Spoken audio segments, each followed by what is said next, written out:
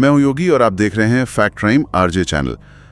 आज की इस गहन चर्चा में हम एक ऐसे रहस्य की परतों को उधेड़ने वाले हैं जो दिन के उजाले में तो एक बेहद खूबसूरत, एकदम जीवंत पर्यटन स्थल नजर आता है, लेकिन जैसे ही सूरज ढलता है वो जगह एक खौफनाक सपने में बदल जाती है। बिल्कुल। और आज का हमारा विषय है गुजरात के सूरत शहर का डुमस बीच। मतलब सूरत को तो दुनिया भर में हीरों के व्यापार और अपने बेहतरीन खाने के लिए जाना जाता है। उसी शहर के किनारे बसा यह समुद्र तट अपने अंदर एक ऐसा अंधेरा समेटे हुए है जो किसी को भी सोचने पर मजबूर कर दे। सही कहा। और हमारे पास आज जो स्रोतों का ढेर है वो बहुत ही दिलचस्प है। कुछ ऐतिहासिक दस्तावेज हैं जो इस जगह के सदियों पुराने अतीत को बयां करते हैं। साथ ही स्थानीय लोगों और वहां गए पर्यटकों की खौफनाक आपबीतियां भी हैं। हाँ, और सबसे बड़ी बात, हमारे पास भूविज्ञान और इंसानी मनोविज्ञान की रिसर्च भी है। तो आज का हमारा मिशन सिर्फ कोई भूतिया कहानी सुनना नहीं है, बल्कि ये समझना है कि आखिर इस शांत दिखने वाले समुद्र तट के पीछे का असली सच क्या है। ये एक बहुत ही शानदार विषय है। मतलब जब हम इन सभी स्रोतों को एक साथ रखकर देखते हैं ना, तो ये केवल एक डरावनी कहानी नहीं रह जाती। डुमस बीच का रहस्य असल में भूगोल, इतिहास, स्थानीय मान्यताओं और इंसानी दिमाग का खेल।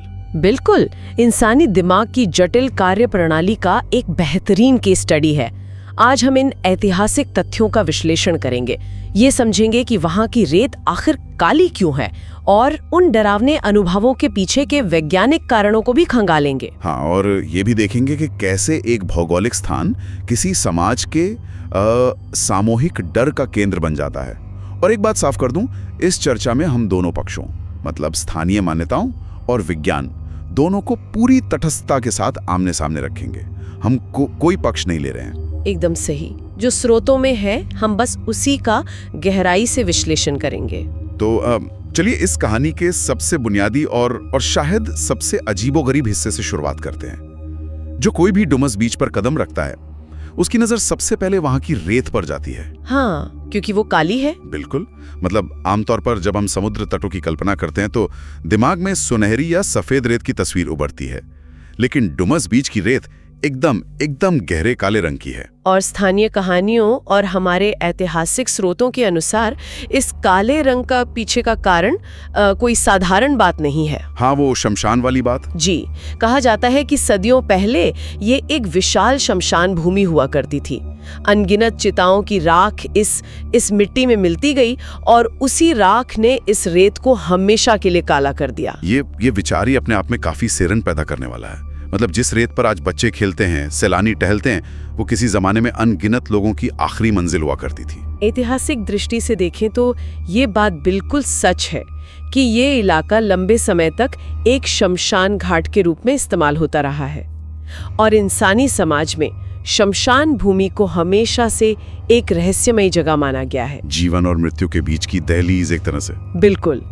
जब कोई जगह सदियों तक ऐसे अंतिम संस्कारों के लिए इस्तेमाल होती है तो वो वहाँ रहने वाले लोगों की सांस्कृतिक यादों में बहुत गहराई तक बस जाती है। लेकिन समय के साथ प्रकृति ने भी तो अपना रूप बदला है। हाँ, समुद्र ने इस जगह को एक बीच में तब्दील कर दिया, लेकिन वो जो ऐतिहासिक याद है ना, वो लोगों के जहन से नहीं मिटी।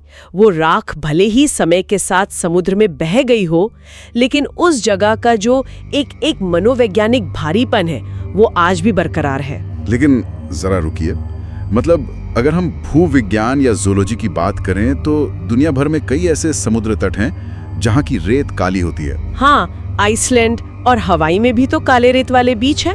वही तो, आइसलैंड से लेकर हवाई तक काली रेत पाई जाती है। और वहां तो मतलब वहां कोई शमशान भूमि का इतिहास नहीं है। वहां ये रंग ज्वालामुखियों या खास खनिजों की वजह से होता है। तो क्या डुमस बीच की इस काली रेत के पीछे सिर्फ चिताओं की राख है या विज्ञान कोई और ही कहानी बयान कर रहा है? ये बहुत ही सटीक सवाल है।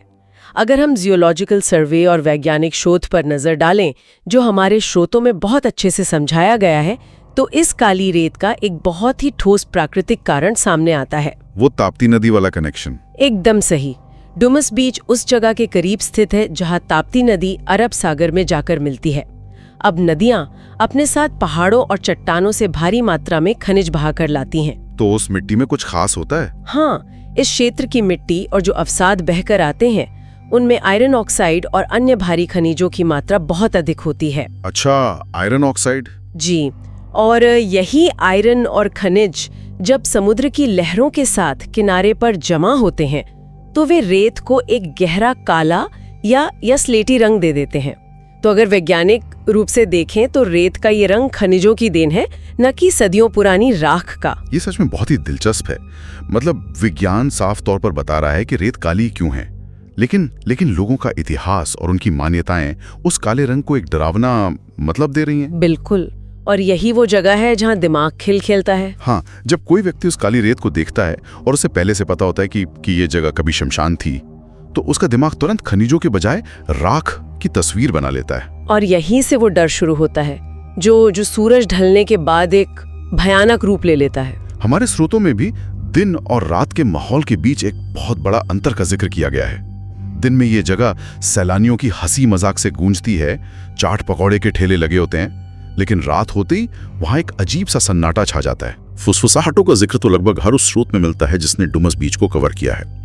कई लोगों का ये दावा है कि रात के अंधेरे में जब वे समुद्र के किनारे चल रहे होते हैं तो उन्हें हवा में अजीब सी आवाजें सुनाई देती हैं। ऐसा लगता है जैसे कोई बहुत धीमी आवाज में बात कर रहा हो या कोई रो रहा हो। इसके अलावा कई लोगों ने अजीब आकृतियां या साए देखने की बात भी कही है, जो अचानक से नजर आते हैं और फिर अंधेरे में गायब हो जाते हैं। स्रोतों में एक पर्यटक के अनुभव का बहुत ही विस्तार से वर्णन है, जो इस बात को और भी ज्यादा वास्तविक बना देता है। वो नाम पुकारने वाली घटना। हाँ, एक वाकया है जहां कुछ लोग रात के समय बीच पर घूम रहे थे। चारों तरफ सिर्फ लहरों की आवाज थी और अचानक उनमें से एक व्यक्ति को बिल्कुल अपने कान के पीछे से अपना खुद का नाम सुनाई देता है। किसी ने बहुत ही स्पष्ट शब्दों में उसे पुकारा। बिल्कुल स्पष्ट। उसने तुरंत पीछे मुड़कर देखा, ये सोचकर कि शायद उसके किसी दोस्त ने आवाज दी है, लेकिन जब उसने देखा तो उसके पीछे दूर दूर तक कोई नहीं था। अब ये एक ऐसा अनुभव है जिससे कोई भी इंसान रिलेट कर सकता है। सिहरन पैदा करने वाला है ये। सोचिए ना, कभी कभी घर में अकेले बैठे हुए जब पंखा चल रहा हो या बाहर बारिश हो रही हो तो अचानक ऐसा लगता है कि किसी ने हमारा नाम पुकारा, और जब वो एहसास किसी ऐसी जगह पर हो जिसका इतिहास इतना खौफनाक हो तो डरना बिल्कुल स्वाभाविक है। उस एहसास को समझना बहुत जरूरी है और मनोविज्ञान में इसके लिए एक बहुत ही स्पष्ट व्याख्या मौजूद है। इसे ऑडिटरी पेरेडोलिया कहा जाता है। ऑडिटरी पेरेडोलिया, इसे थोड़ा आसान भाषा में समझाएंगी? जरूर। इंसानी दिमाग की बनावट ही कुछ ऐसी है कि वो हमेशा बेतरतीब चीजों में एक पैटर्न या अर्थ ढूंढने की कोशिश करता है। जैसे हम अक्सर बादलों में चेहरे देखते हैं ना। हाँ, बिल्कुल देखते हैं। वैसे ही हमारा दिमाग आवाजों में भी शब्द ढूंढता है। जब कोई इंसान समुद्र के किनारे खड़ा होता है तो वहाँ बहुत सारा व्हाइट नॉइज होता है। तेज हवाओं की आवाज, लहरों के टकराने का शोर। हाँ, और किनारे पर लगे पेड़ों और झाड़ियों की सरसराहट। जब ये सभी आवाजें आपस में मिलती हैं तो दिमाग उस शोर को प्रोसेस करते समय कभी-कभी भ्रमित हो जाता है और वो उन बेतरतीब आवाजों को इंसान की आवाज, रोने की आवाज या किसी परिचित शब्द में बदल देता है। तो इसका मतलब ये हुआ कि वो पर्यटक जिसने अपना नाम सुना उसने झूठ नहीं बोला, उसने वाकई में अपना नाम सुना था, लेकिन वो आवाज किसी अदृश्य शक्ति की नहीं थी। बिल्कुल नहीं, वो उसके अपने दिमाग की उपज थी जो लहरों और हवा के शोर को डिकोड करने की कोशिश कर रहा था। वहां मौजूद झाड़ियों और पेड़ों के बीच से जब तेज समुद्री हवा गुजरती है तो वो एक सीटी जैसी या फुसफुसाहट जैसी आवाज पैदा करती है, और एक डरा हुआ दिमाग उसे भूतिया आवाज मान लेता है। ये बहुत ही तार्किक स्पष्टीकरण है। लेकिन चलिए, आवाजों और सायों को तो हम पैराडोलिया या भ्रम कहकर समझा सकते हैं, लेकिन हमारे स्रोतों में एक और दावा है जो सबसे ज्यादा खौफनाक है। लोगों का अचानक गायब हो जाना।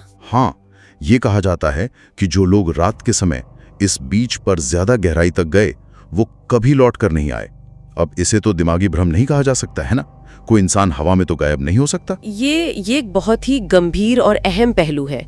स्थानीय लोग बड़ी सख्ती से ये चेतावनी देते हैं कि सूर्यास्त के बाद बीच की तरफ जाना जानलेवा हो सकता है, और वो इसे आत्माओं से जोड़ते हैं। जी, वे इसे सीधे तौर पर वहां मौजूद बुरी शक्तियों से जोड़ते हैं। लेकिन अगर हम इस क्षेत्र के भूगोल और ओशियनोग्राफी का गहराई से अध्ययन करें तो गायब होने की इन घटनाओं के पीछे एक बहुत ही खतरनाक प्राकृतिक कारण सामने आता है। प्राकृतिक कारण?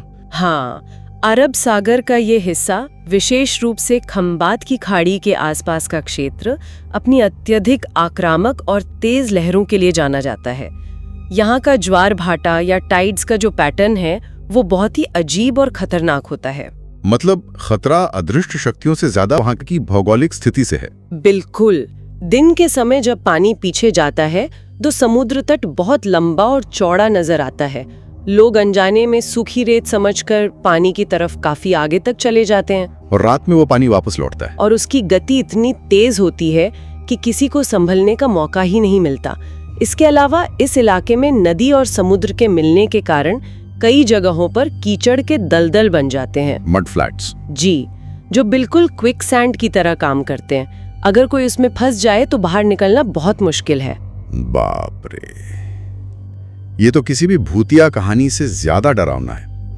अंधेरी रात है, कोई रोशनी नहीं है, और उस काली रेत के कारण ये पता लगाना लगभग नामुमकिन हो जाता है कि कहां से सूखी जमीन खत्म हो रही है और कहां से गहरा पानी या दलदल शुरू हो रहा है।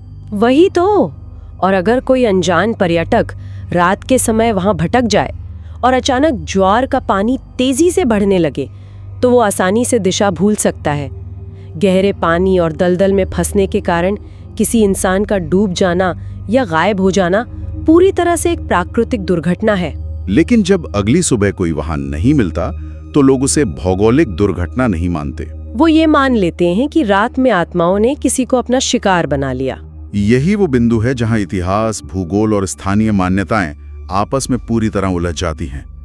जब भूगोल के कारण कोई दुर्घटना होती है तो समाज उसे समझाने के लिए अपने इतिहास और मान्यताओं का सहारा लेता है। स्थानीय लोगों की चेतावनी बिल्कुल सही है कि रात में वहां जाना सुरक्षित नहीं है, लेकिन उस असुरक्षा का कारण अलौकिक नहीं है बल्कि पूरी तरह से प्राकृतिक है। हालांकि लोक कथाओं और डरावनी कहानियों ने एक ऐसा आवरण तैयार कर दिया है कि सच्चाई कहीं छुप गई है, और यहीं पर मनोविज्ञान का एक और बहुत ही दिलचस्प सिद्धांत लागू होता है जिसे प्राइमिंग कहा जाता है। हाँ, ये प्राइमिंग का सिद्धांत हमारे स्रोतों में भी कई बार उभरा है। इसे थोड़ा सरल भाषा में समझते हैं। इसका मतलब यह है कि किसी इंसान को किसी स्थिति का सामना करने से पहले ही एक खास तरीके से सोचने के लिए तैयार कर देना। सही कहा मैंने? एकदम सही। इसे एक रोजमर्रा के उदाहरण से समझते हैं। मान लीजिए कि कोई व्यक्ति किसी पुराने घर के तहखाने में जा रहा है। अगर उसे पहले से बता दिया जाए कि उस तहखाने में बहुत ही खतरनाक सांप हो सकते हैं तो उसका पूरा ध्यान सिर्फ जमीन पर होगा। हाँ, वो हर चीज को शक की नजर से देखेगा। बिल्कुल। वहां पड़ी हुई एक साधारण सी रस्सी या कोई पुराना पाइप भी उसे एक पल के लिए सांप लगेगा और उसके दिल की धड़कन तेज हो जाएगी। उसका दिमाग पहले से ही खतरे के लिए प्राइम हो चुका है। डुमस बीच के मामले में भी ठीक ऐसा ही होता है। यानी जब कोई वहां जाता है तो उसके दिमाग में पहले से ही ये बात भर दी गई होती है कि ये जगह एक पुराना शमशान है, यहाँ आत्माएं भटकती हैं, यहाँ से लोग गायब हो जाते हैं। और इस जानकारी के साथ जब कोई व्यक्ति रात के घुप अंधेरे में उस काली रेत पर कदम रखता है तो उसका अवचेतन मन हाई अलर्ट पर चला जाता है। शरीर में एड्रेनालिन का स्राव तेज हो जाता है, जिससे दिल की धड़कन बढ़ जाती है और इंसान बहुत ज्यादा संवेदनशील हो जाता है। और तब एक सामान्य सी घटना भी बहुत बड़ी लगने लगती है। हाँ, जैसे कि एक तेज हवा का झोंका, किसी आवारा कुत्ते का अचानक भौंकना या समुद्र की लहरों का शोर, ये सब उसे एक बहुत बड़ा खतरा लगने लगता है। जो साए दिखाई देते हैं वो असल में सिर्फ झाड़ियों की परछाइयां हो सकती हैं, जो दिमाग के डर के कारण किसी इंसान या भूत जैसे नजर आने लगते हैं। ये सच में हैरान करने वाला है कि हमारा अपना शरीर और हमारा अपना दिमाग किस तरह से हमारे साथ खेल खेल सकता है। जब शरीर में एड्रेनालिन बढ़ता है तो जो डर महसूस होता है, जो पसीना आता है, जो रोंगटे खड़े होते हैं, वो सब 100% असली होता है। उस पल में उस व्यक्ति के लिए ये बहस बेमानी हो जाती है कि ये विज्ञान है या भूत। उसके लिए वो डर एक वास्तविक अनुभव होता है। और यही कारण है कि ये डरावनी कहानियां एक पीढ़ी से दूसरी पीढ़ी तक इतनी मजबूती से सफर करती हैं। एक इंसान का डरावना अनुभव, चाहे वो भ्रम ही क्यों ना हो, दूसरे इंसान के लिए एक नई डरावनी कहानी बन जाता है। और यही विज्ञान और मान्यताओं के बीच का संतुलन है जिसे हमें समझना चाहिए। वैज्ञानिक दृष्टिकोण इस बात को सिरे से खारिज नहीं करता कि लोगों ने वहां डर का अनुभव किया है। विज्ञान केवल उस डर के स्रोत की एक तार्किक व्याख्या प्रस्तुत कर रहा है। वो बता रहा है कि डर बाहर से नहीं बल्कि हमारे अपने भीतर से आ रहा है। सही कहा। और ये एक कन्फर्मेशन बायस भी है। अगर वहां जाने वाले 100 लोगों में से 99 लोगों के साथ कुछ नहीं होता तो कोई उसकी बात नहीं करता। लेकिन अगर किसी एक व्यक्ति को भ्रम होता है या कोई दुर्घटना होती है तो वो खबर आग की तरह फैल जाती है और उस जगह के भूतिया होने के दावे को और भी ज्यादा मजबूत कर देती है। बिल्कुल। तो इस पूरी गहन चर्चा से हम किस नतीजे पर पहुंचते हैं? हमने देखा कि कैसे सदियों पुराने एक शमशान घाट की यादें आज भी उस जगह की हवाओं में घुली हुई हैं। हमने ये भी समझा कि वहाँ की रेत का काला रंग खनिजों की वजह से हो सकता है, लेकिन लोगों के लिए वो आज भी चिताओं की राखी है। रात के सन्नाटे में गूंजने वाली फुसफुसाहटें और गायब होने की घटनाएं, जिन्हें स्थानीय लोग आत्माओं का साया मानते हैं, उन्हें विज्ञान एक भौगोलिक खतरे और ऑडिटरी पेरिडोलिया के रूप में समझाता है। दोनों ही पक्ष अपने अपने स्थान पर बहुत मजबूत हैं। हम यहाँ बैठकर ना तो किसी के विश्वास को ठेस पहुंचाना चाहते हैं और न ही विज्ञान के ठोस तर्कों को नजरअंदाज करना चाहते हैं। इस तटस्थता को बनाए रखना ही एक सही विश्लेषण की पहचान है। डुमस बीच की ये पूरी कहानी हमें एक बहुत बड़ा सबक देती है। ये बताती है कि कैसे प्रकृति की अपनी एक ताकत होती है और जब उस ताकत के साथ इंसानी डर और पुरानी यादें मिल जाती हैं तो सच्चाई और कल्पना के बीच की लकीर बहुत धुंधली हो जाती है। विज्ञान हर भौतिक घटना का कारण बता सकता है, लहरों की गति नाप सकता है, दिमाग के रसायनों का अध्ययन कर सकता है, लेकिन उस जगह पर जाकर जो एक अजीब सी सिहरन पैदा होती है, जो एक मनोवैज्ञानिक भार महसूस होता है, उसे केवल फॉर्मूलों से नहीं समझाया जा सकता। वो इंसानी चेतना का हिस्सा है। ये एक बहुत ही विचारशील निष्कर्ष है। और अब इस चर्चा को खत्म करने से पहले एक ऐसा विचार छोड़ना जरूरी है जो हमें और गहराई से सोचने पर मजबूर करे। बिल्कुल।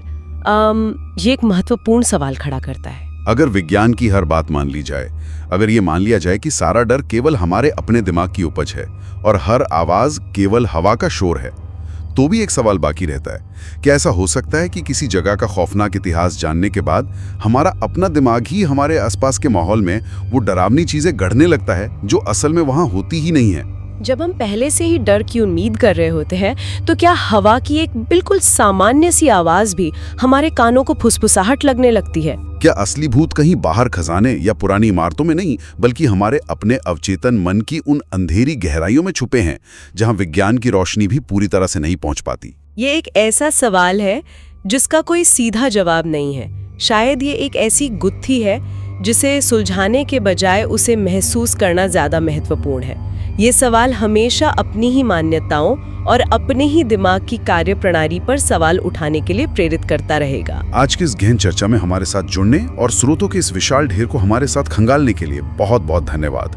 हमने इतिहास के पन्नों से लेकर समुद्री लहरों की गहराई और इंसानी दिमाग की भूल भुलैया तक का एक लंबा सफर तय किया है। ये सफर वाकई बहुत रोमांचक रहा। अंत में बस इतना ही कहेंगे, अगर कभी सूरज जाना हो और रात के अंधेरे में डुमस बीच की उस काली रेत के करीब खड़े हों तो एक पल के लिए रुकना, आंखें बंद करना और उस सन्नाटे में बहने वाली हवा को बहुत ध्यान से सुनना। कौन जानता है, जो आवाज सुनाई दे वो लहरों का शोर हो या फिर कोई ऐसी कहानी जो सदियों से सुने जाने का इंतजार कर रही हो। सुनने के लिए बहुत बहुत शुक्रिया। सुरक्षित रहें और जिज्ञासु बने।